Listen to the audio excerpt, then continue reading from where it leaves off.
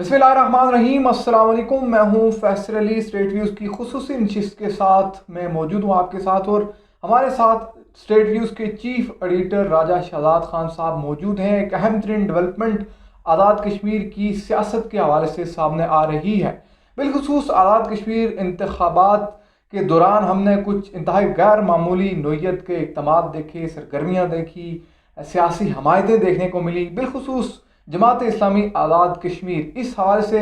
इसके जो साबिक अमीर हैं अब्दुल तराबी, इनके हवाले से कुछ अहम तरीन पेशरफ्त इस वक्त सामने आई है, जिसके बारे में आपके सामने तफसीलात रखेंगे। लेकिन आगे बढ़ने से पहले वो तमाम तर लोग जो हमारे चैनल पर नए हैं, चैनल को आपने ज़रूर सब्सक्राइब करना है ताकि आने वाली अपडेट्स और अहम तरीन डेवलपमेंट्स बर वक्त आप तक पहुँचती रहें।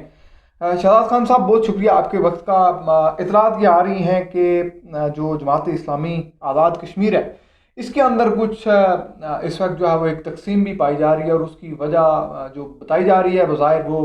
साबिक़ अमीर जमात इस्लामी अब्दुल तराबी जो हैं, मुमकिन तौर पर उनका वो फ़ैसला जो उन्होंने इलेक्शन के दौरान किया, और उसके बाद ज़ाहिर बात है कि मरकज़ी क़यादत और फिर जो इनकी शुरा है उसमें ये काफ़ी डिबेट का हिस्सा रहे। इनके हाल से फ़ैसला जो है करना था कि इनके साथ क्या किया जाए, क्योंकि जो उन्होंने उस वक्त फ़ैसला लिया था सियासी हमायत का, वो बताया जा रहा था कि उसमें उन्होंने मशवरा नहीं किया। तो क्या डिटेल्स आ रही हैं इस वक्त इनके बारे में? जी बहुत शुक्रिया सैयद फैसल, आपने टाइम निकाला और मुझे इस प्रोग्राम में मदऊ किया। जब इलेक्शन आज़ाद कश्मीर के उरूज के पे थे, और उसी दौरान जो साबिक़ अमीर जमात इस्लामी अब्दुल तराबी साहब हैं, उन्होंने PTI के उम्मीदवार सिद्धार्थ तनवीर इलियास के हक़ में बैठने का ऐलान किया, और ये इलेक्शन से एक आध दिन पहले की बात है। और जब उनका ये ऐलान सामने आया तो उसी वक्त जो अमीर जमात इस्लामी डॉक्टर खालिद महमूद हैं, उन्होंने एक वीडियो पैगाम के ज़रिए उनकी बुनियादी रुकनीत मअतल कर दी। और उसके बाद पूरे आज़ाद कश्मीर के जमात इस्लामी के जो ज़िम्मेदारान थे, जो कारकुनान थे, उन्होंने एक सोशल मीडिया पे एक शोर बर्पा किया कि ये आपका जो फ़ैसला है ये गैर दस्तूरी है। और जब इसमें बाकी जो दूसरे जर्नलिस्ट भी हैं, इसमें हमने भी अपने ताईं ये चीज़ें निकालने की कोशिश की कि उनका ये फ़ैसला क्या दस्तूर के मुताबिक है या गैर दस्तूरी है। तो उसमें बहुत सारी चीज़ें सामने आई। उसमें एक चीज़ ये भी सामने आई कि जो अब्दुल तराबी साहब का जो फ़ैसला था, उसमें वो ज़िलाई जो शूरा होती है उसकी मशावरत से उन्होंने फ़ैसला किया, और उसी हवाले से उन्होंने एक ख़त भी लिखा कि ये जो मेरा फ़ैसला है ये मेरा ज़ाती फ़ैसला नहीं है, बल्कि जो ज़िलाई शूरा है उसकी मशावरत से ये मैंने फ़ैसला किया है। और वो जो ख़त लिखा गया है उसको उस तरीके से जो शूरा के दीगर अरकान हैं उन तक नहीं पहुँचाया गया। वो तकरीबन 30 के करीब बनते हैं। और डॉक्टर साहब के ऊपर जो डॉक्टर जमात इस्लामी के जो अमीर हैं, उनको जो अरकान शूरा हैं उनकी तरफ से ये कहा गया कि आपका ये जो फ़ैसला है जो आपने वीडियो पैगाम दिया है, इसमें आपने शूरा के जो अरकान हैं उनसे मशावरत नहीं की गई। आइन जो है जमात इस्लामी का, उसमें ये चीज़ वाज़ह लिखी गई है कि अगर आपने किसी रुकन का जो है वो जमात इस्लामी का इखराज करना है तो मशावरत करनी है जो आपके शूरा के अरकान हैं, और उसमें आपको वो अक्सरियत हासिल होनी चाहिए। अब उस वक़्त इलेक्शन था, इसके ऊपर भी बात हुई कि इलेक्शन के दौरान सब लोगों से मशावरत करना नामुमकिन था। लेकिन उसमें ये चीज़ फिर सामने आई कि अगर उस वक्त नामुमकिन था तो आपने ये फ़ैसला क्यों किया? टेलीफोन के ज़रिए अगर आपने लोगों से रब्ता करके अगर ये फ़ैसला किया है तो ये आपका गैर दस्तूर के मुताबिक नहीं है। तो उसमें फिर जो है इस चीज़ को पेंडिंग कर दी गई। इसी मैं आगे थोड़ा सा इसको मज़ीद तफसील अगर बताऊँ तो इसके हवाले से जब इलेक्शन हुआ, इलेक्शन के बाद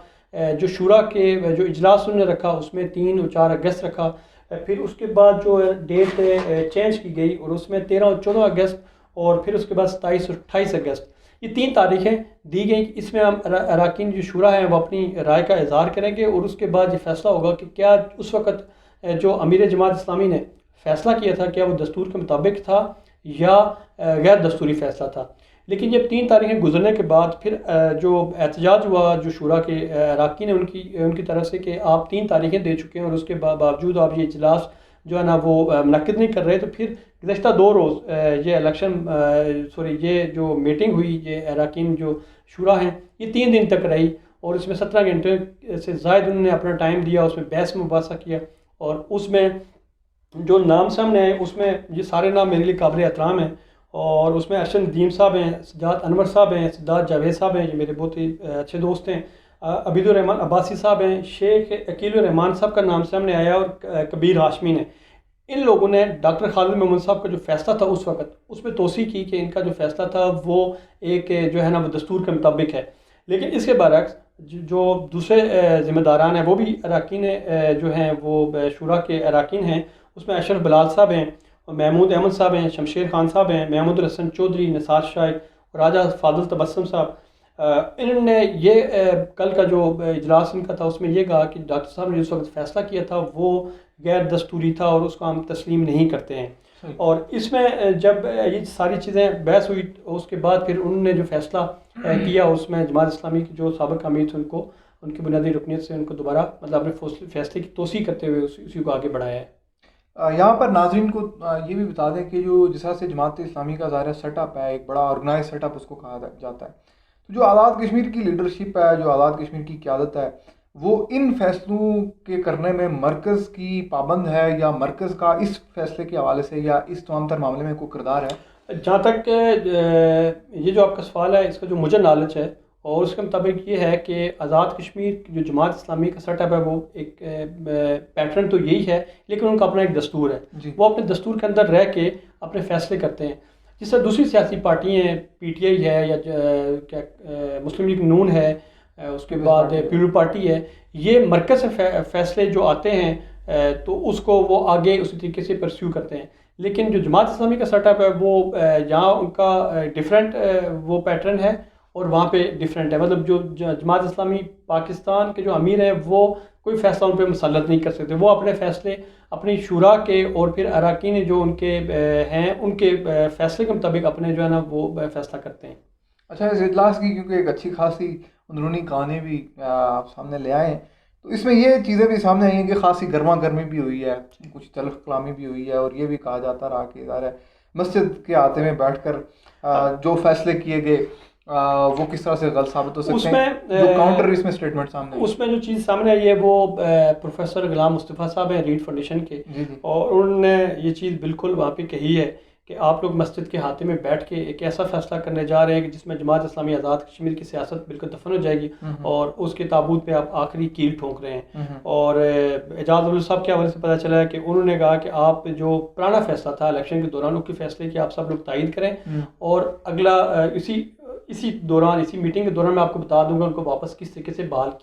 کر دیں گے۔ لیکن اس میں اشرف بلال صاحب اور دوسرے جو ذمہ داران ہیں انہوں نے یہ کہا کہ ہم پرانے فیصلے کو کیسے مان لیں جب وہ ایک غیر دستوری فیصلہ تھا، تو اس میں پروفیسر صاحب نے اپنی بات رکھ کر وہاں پہ اور یہ باتیں انہوں نے کہی ہیں کہ یہ جو جتنا بھی فیصلہ آپ کر رہے ہیں مسجد کے ہاتھے میں بیٹھ کے، آپ ایک ایسی چیزیں کرنے جا رہے ہیں جو جماعت اسلامی آزاد کشمیر میں ختم ہوگی۔ اور اس میں سوشل میڈیا پہ بھی چیزیں آپ نے دیکھی ہوں گی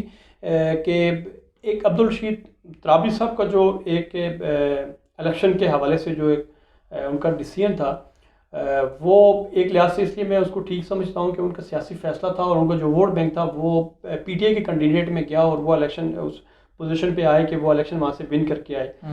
اور باقی پورے آزاد کشمیر میں جتنا ووٹ بینک حلقہ وسطی میں جماعت اسلامی کا ہے، اس کے بعد غربی میں موجود ہے، باقی کہیں بھی موجود نہیں ہے، چاہے وہ راولہ کوٹ ہے، چاہے وہ میرپور ڈویژن ہے، چاہے وہ مظفر آباد ہے۔ تو اس حوالے سے جو لوگ جن نے تنقید کا بھی نشانہ بنایا اور ساتھ ان کو اپریشیٹ بھی کیا کہ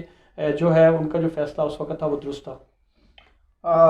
اس میں جاتے ہوئے یہ بھی ذرا سا بتا دیں کہ جو خالد محمود ہیں جماعت اسلامی کے موجودہ امیر، ان پر بھی بڑے سوالات اٹھائے جا رہے ہیں اور ان کو خاصے آڑے ہاتھوں لیا گیا اس فیصلے کو لے کر۔ آپ کیا یہ سمجھتے ہیں کہ اس وقت جو لوگ اس فیصلے کو غیر دستوری قرار دے رہے ہیں، غیر آئینی قرار دے رہے ہیں اور جماعت کے آئین کے خلاف کیا گیا ایک فیصلہ قرار دے رہے ہیں، کہیں نہ کہیں ایسا آپ کو لگتا ہے کہ ترابی صاحب نے کوئی بیک ڈور اپنا ایک لابنگ ایک مضبوط کی جس کے نتیجے میں یہ ایک ریئیکشن جو ہے یا ان کو سپورٹ حاصل ہو رہی ہے اس وقت؟ دیکھیں، جو آپ نے جو پہلا سوال کیا اس میں ایک بڑی ایک اور ویلاگ بن سکتا ہے ہمارا،